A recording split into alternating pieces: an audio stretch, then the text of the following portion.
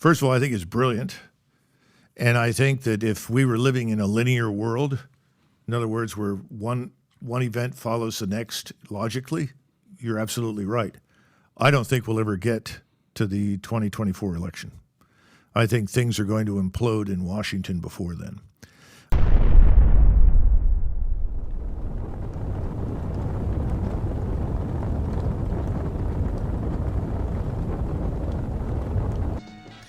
Welcome to the Black Rant Podcast. Once again, here we are. We're discussing all the topics that are most important to you and I. And if you just saw in that previous clip, that was General Douglas MacGregor. He was one of the guys that Trump chose to try to bring on into his first administration. And, you know, things happened. He was denied, so on and so forth. You can watch that clip on the Patrick Bet-David podcast.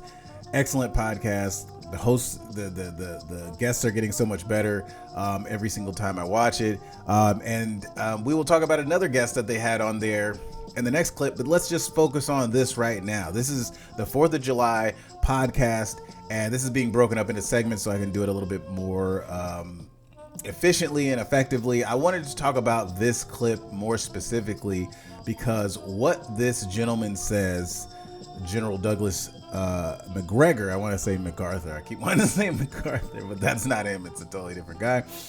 General Douglas MacGregor, what he says here is what I've been telling people for the last 2 years. Every time somebody comes up to me, especially in the last year, people will be like, oh, you know, you going to vote for Trump? And I'm like, sure, if we make it that far. I don't think it's going to get that far because as you can see, and as how most people can see, all of the credibility is with Trump, is with RFK Jr. That's where the credibility lies because people can see the system is absolutely corrupt. People can see that anyone who tries to come in and change the system, that's the guy I'm going to vote for. Anybody who comes in and tells the truth, that's the guy I want in there. Anybody who's not going to play games and lie to me and tell me the truth while everything collapses all around us, that's who people are going to go for. And so obviously that is becoming more popular. But as the system loses credibility, what are they going to do? They're going to cheat, they're going to lie, they're going to steal, they're going to totally bring it all down. We're going to have another catastrophe, another emergency, so on and so forth. So let's watch this video in its entirety, this clip in its entirety, and then I'll analyze it a little bit later. And I think that if we were living in a linear world, in other words, where one event follows the next logically, you're absolutely right. I don't think we'll ever get to the 2024 election. I think things are going to implode in Washington before then. I think our economic financial condition is fragile. It's going to come home to roost in ugly ways. I will tell you, I don't know exactly how it will happen. I think we're going to end up in a situation where we find out the banks are closed for 2 or 3 weeks and nobody can get into them. You think so? I think we're going to run into something like that, yeah. I also think that the levels of violence and criminality in our cities is so high that it's going to spill over into other places in society. People that normally think they can live remote from the problem are now beginning to be touched by the problem. Then I look at this thing in Ukraine. I think Ukraine is going to lose catastrophically. It's going to be a complete collapse. And that, too, is going to have an effect here at home because people are going to say, well, wait a minute. Everybody told us Ukraine was winning. Everybody told us X, Y, and Z. I mean, it's sort of the Russian hoax on steroids. All of those things are going to come together or converge in some way that's going to prevent us from reaching, you know, the status quo, another election, another set of campaigns, and so forth.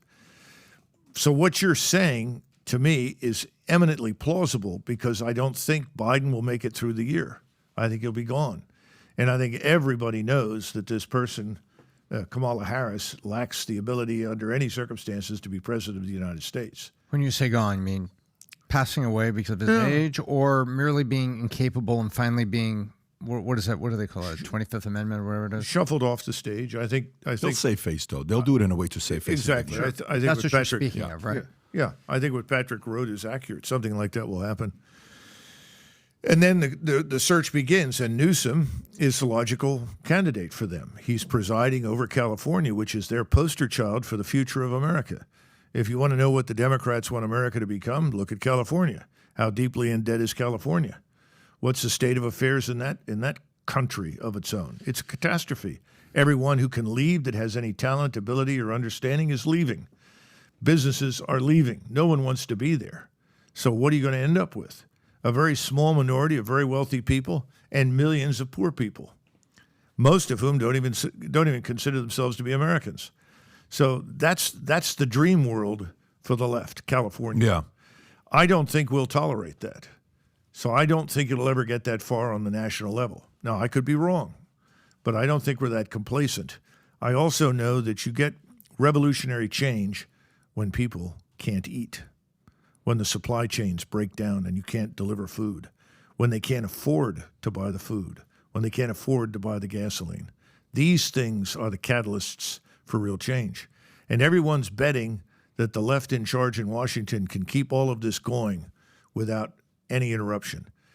Maybe Okay, they're right. so now that we've seen that clip, and this video, this podcast was done right before, like, it was 4 days ago.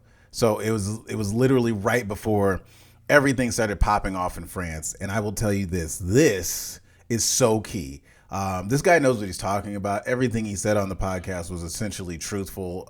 Some of it was his opinion, but I mean, it was like a truthful opinion. Like, you can debate how you feel about this or that or the other, but essentially the guy was right about everything from World War II to everything he said about the Russians, to everything he said about the conflicts going on between the Western world, China, all these different things. He's essentially correct. The degradation, the corruption that's happening within our military. We are in the final phases of an empire. We are like Rome before it collapsed, where we have all these tiny little dictators with their little fiefdoms all around, whether it be in the military, whether it be a 5-star, 4-star general in the military that has their own little, cabal of people, or it's politicians who've been in there for 30, 40 years and they're worth hundreds of millions of dollars and can sway, the entire trajectory of our nation. We have too many chefs, too many cooks in the kitchen, and we don't have any real leadership for that reason, where we have so many people who are,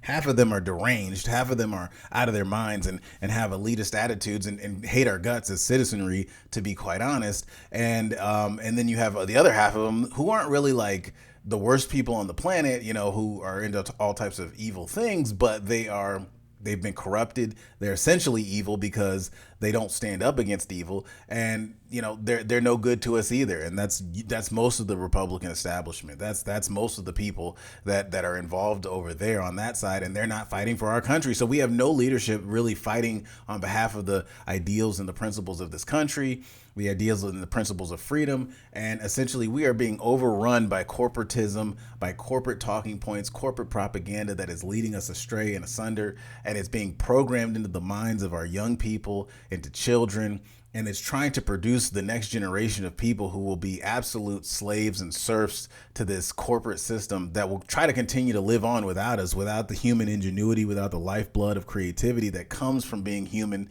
and having humanity and having real life experiences. They're going to try to keep us underground in little cages or whatever with small levels of simulation. Have you ever seen the George Lucas film THX 1138? I always think that that's like the perfect example of what they would love. These corporations, these extremely elite billionaire, class people who hate our guts. Now, not all billionaires are like that, but there's a large percentage of these people who have way too much money than they can count, who really don't like having to share the planet with the rest of us. And so if you see THX 1138, if you ever watch that movie, which I think it's a great movie to watch, essentially they have rendered humanity useless. It's a nice little blend between Brave New World. It doesn't really have too many elements of 1984. It has more elements of Brave New World, where they take these, they're constantly medicated. The pharmacopoeia is out the wazoo. These people are so, just drugged out that they have no impetus for self-protection, for growth. They're to the point where they don't even recognize male and female. And that's one of the things that started happening in that movie. I'll kind of give a short synopsis that the main character, that's played by Ed Harris, eventually gets a roommate, and it's a female, and the female starts changing his medications so that he's not actually taking medication. He starts to feel, he starts to have human emotions again. He starts to have human desires, and they eventually have sex and do the whole thing and have a human experience. And obviously from there he goes rogue, and they're living underground in this base, that is essentially run by robots and AI. But the robots and AI are built by the humans. The humans are building their own servitude and their own enslavement. And from an early age, there's this one scene where there's a whole group of kids that are being, taken care of or whatever, like it's school or something, and they just have these pouches hanging off the side of them that has like a constant drip of medication going into the children. So anyway, I will say this.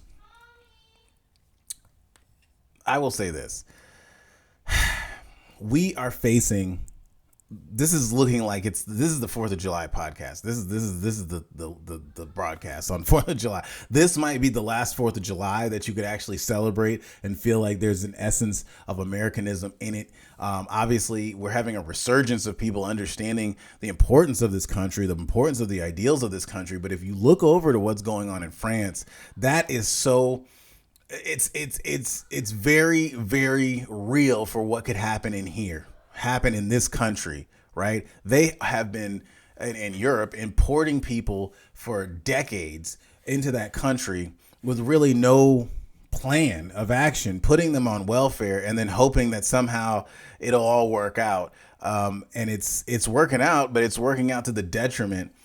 There's malls burning down. There's just tons of burning. I probably can't show it here on YouTube. I will, if this is the Rumble version of the video, you'll see clips of that. Or the locals version of the video, you'll see clips of that. But it's insane. And so I feel like everything that happens in Europe happens in America a year or 2 or 5 years later. And so since next year is an election year, last time we had an election year, we had a really convenient kind of thing that happened that really helped the establishment make a lot of money. The corporations sell a lot of money, sell a lot of, drugs and, make tons of money and kind of trick people into a certain type of behavior. And Larry Fink, the CEO of BlackRock, the founder of BlackRock, has said, we trick people into behaving the way that we want them to. And they make a profit simultaneously while they do it. So this is what we're facing. We're facing literally the end of America as we know it, because if we have another election that does not go to the will of the people, that does not happen in a way wherein the people have a result that they have wanted, then you better strap yourselves in and you better be prepared, because it's only going to get worse. It's only going to get worse from there. That will be a green light to all the big organizations, companies, corporations that already want to control everything that we do. And it will be a green light signal to continue to push the narrative forward. And essentially, we have a gun held to our head. Most middle class people, most working class people that are just trying to do right are not looking to be out in the streets doing violent things, burning things down. They want to stay as far away from that as possible. But they know, the establishment knows, that if they can create fear and say, this is happening because black people are being hurt, this is happening because brown people are being hurt, which is a completely false narrative. It's like, there's no way you can have a protest organized and spread all throughout the country without some level of organization, without some level of coordination, without some level of professionalism. That does not happen. That just doesn't happen. It just doesn't happen, man.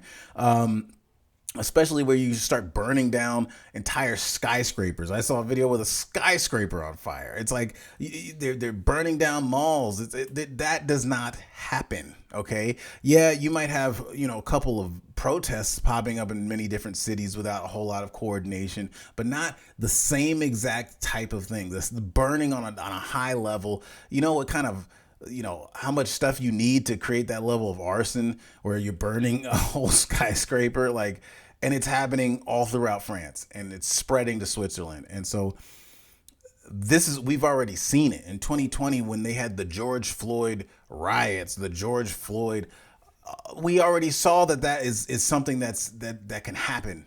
We already saw the chop and the chaz in Portland. We already saw that. So imagine it happening again, amped up and exponential in 2024. We're getting a little bit of a reprieve this year. It's like, and so because of that reprieve, I see so many people just chilling and relaxing and just like hanging out and, oh man, things are back to normal. We can have the same on.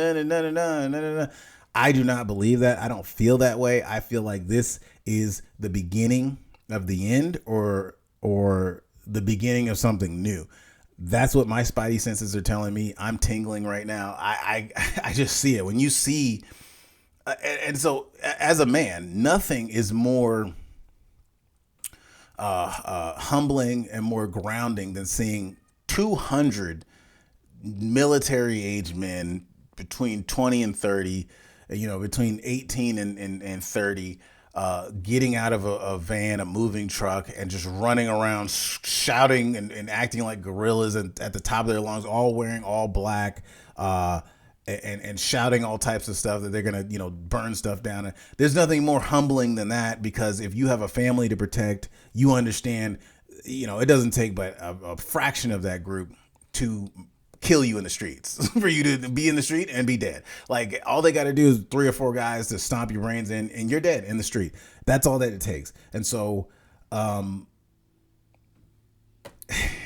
so when you see hundreds of these guys out in the street, you're like, what if I was driving in the middle of the street and I was driving in the car with my family and my kids, and what would I do? Hopefully I got, some protection on me. But if there's hundreds of people, a handgun isn't going to be enough. It's not going to be enough to stop everybody or successfully defend your family. And so I'm just saying that could very easily happen here. If you're still inside of cities and you have any kind of sense and you have any kind of awareness and your spidey senses are tingling, I would suggest you get out of those cities before next year, before next summer specifically. And like the Colonel said, he's, there are the seeds of liberty within this, scary time and situation, right? What's going on in France is not new to France. France is burnt down several times, right? They obviously don't learn their lessons very well, but the same thing can happen here. If people start to realize that they can't rely on the system, then they'll start making decisions for themselves. And that's what America used to be about. It used to be about, fearless pioneers making their own decisions and making their own way.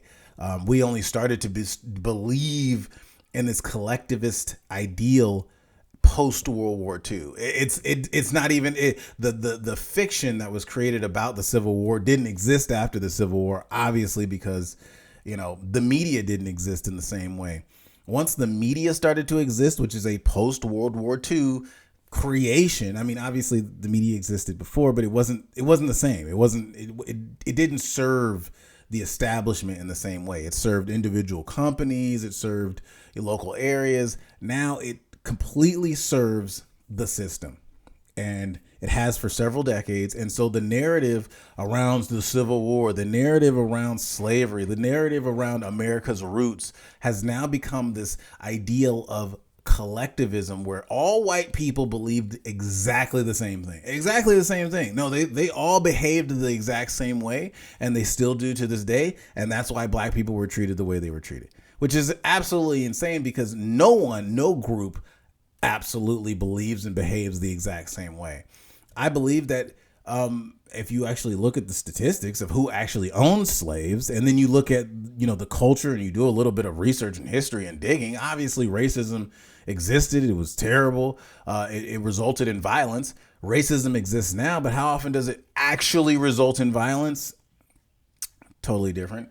But if you look at the history of all these things, the majority of people didn't even own slaves. They were inducted, born into, or lived in a system that already existed before. And I'm not making any excuses, but already existed before they even, were able to make a decision or formulate a decision about how they felt about it. So the treatment of black people as second-class citizens was just the world that people were born into. So if you come into this world and we have robots, and people all just treat robots like second-class citizens, are you going to all of a sudden just magically one day go, you know what, these robots need to be liberated? No, you're going to continue to treat people the way you've been taught to treat them, or robots or whatever. You're going to treat computers the way you've been taught and brought up to treat them. Now, obviously, there's some changes that can occur, but to me, I just always find it really funny when people get mad at people in the past that have long since died 70, 100 years ago. They get mad at those people for not behaving the way they would expect someone to behave now in the year 2023. You expect somebody in the year 1823 to behave and treat people and act the way you would like to see them act in 2023. And so people get extremely upset. Now, if we're talking about like some slave owner who just mercilessly beat and murdered their slaves, and that's different. You can get upset about that. But if you get mad about some white guy in 1823 saying a quote saying, well, Negroes aren't human, what do you expect the guy to say? It's 1823, man. You know, it's like, I don't like, how are you that upset about it? Like, don't get upset about it. Just, oh, okay, that's how they thought. Like, you know, it's wrong. It's not true. It's not correct. But I'm not gonna get upset about that. People really get upset about quotes like that. Like, upset. And it's just like, is he talking about you? Does he know you? Do you know that guy? Dude, it's 1823. It's 1723. And the fact still remains, man. It's like, in this current day and age, if you're saying the language and the lingo that you're talking, 100 years from now, you don't know how people would act towards you. Maybe they would be like, that guy's a complete idiot. And so people don't understand the purpose of history. The purpose of history is to help you understand human behavior. It's to help you understand the cycles of human society and what has transpired. It's not for you to sit there and judge what has transpired. It's already happened. It's already taken place. It's not there for you to go, well, they should have done this, and this. And it's like, well, okay, sure. Why don't you make those changes and those appropriate changes as we go forward? But don't try to rewrite history in the present. And that's what people are trying to do now. They're literally being mind controlled and programmed to rewrite history now. So essentially they'll go and this is total mind control. The media and all this, they'll tell black people and all these other people, oh, this is how black people were treated. You know, you weren't alive, but this is how they were treated 100 years ago. And, you know, they would kick black people and call them names and this and that and the other. And so the only way to rectify that is to rewrite history by treating white people the way white people treated black people back then, but doing it now. And it's like, wow, what kind of sense does that make? How does that rewrite history? That doesn't rewrite anything. That just makes violence and hatred now. So you see people on video, you a white boy, we gonna get you. And same thing. It's like, it's triggering white folks, young, ignorant, whatever white people, to be racist towards black people and brown people. And it's like, it's working on a certain level. And so I expect next year for it to be ramped up to a whole new level and go absolutely insane. But those are just my 2 cents. We will continue to talk about this. We're going to take a short break and then come back. This is the July 4th broadcast of the Black Rant podcast. Thank you guys for watching and listening. Stay tuned.